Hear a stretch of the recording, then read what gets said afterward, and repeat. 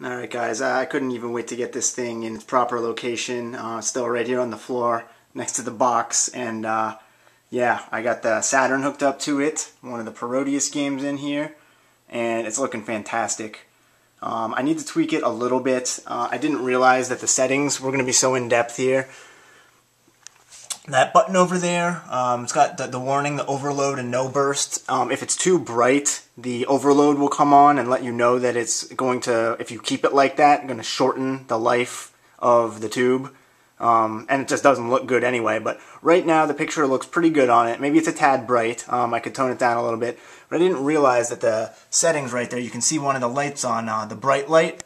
If I push it in, it gets much brighter and the overload comes on. So if I pop it back out, it goes to where I set it. I need to figure out how I can start one of the files on there and get it to save my presets in, because now that I'm thinking about it, some of these different consoles that I'm going to hook up to this may have different, settings just by default. So to ideally tweak them, I might have to have, say, a file for each console or something like that. I could probably find a good happy medium, which is what I'll try and do, but right now this thing's looking pretty outstanding. There's no speaker built into this thing, which is just fine with me. I've got separate audio, but man, just see any of the scan lines on there. I'm sure this is kind of a crappy camera and it might not come out, but this thing is awesome.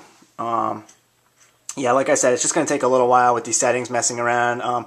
Actually stumped me for a minute. I hooked in the BNC adapter, the SCART cable. I thought everything was good to go. I turned it on, and the colors were all messed up, and the screen was rolling. So then I found out that I need to actually, you need to go into the menu and change it from component to RGB, which it was on component, which is why the colors were all scrambled. And so I changed it over to RGB, fired it back up, and then the screen was rolling horizontally. And I found out that you need to put on this external sync right here. I'm not sure if you can see, but it's lit up right now. If I take that off, the screen just goes wild. So you put that on, that lets it know that there's an external sync hooked in. Yeah, and after that I was pretty good to go. Aside from the slight, tweaking of the contrast and whatnot that I was doing here, the brightness.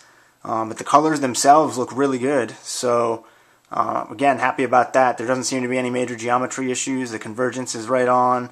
And yeah, stuff like that. I know there's some glare coming off the monitor, so it might not show up good on this camera, but man, scan line perfection right there. Let's see if we can get a little bit of zoom.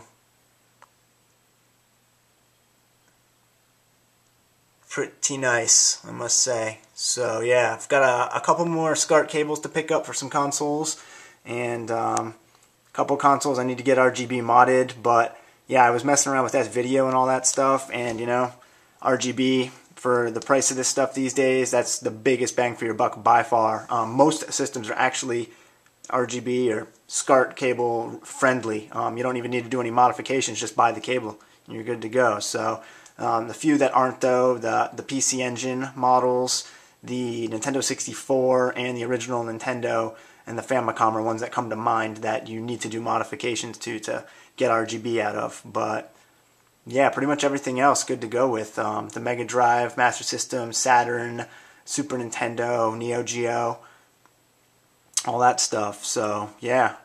Alright guys, I just wanted to give a quick video of the progress I made in setting this thing up, but once it's in its proper location and I've got all the fine tuning and tweaking done, I'll put up another video of it, and yeah. Alright guys, thanks for watching.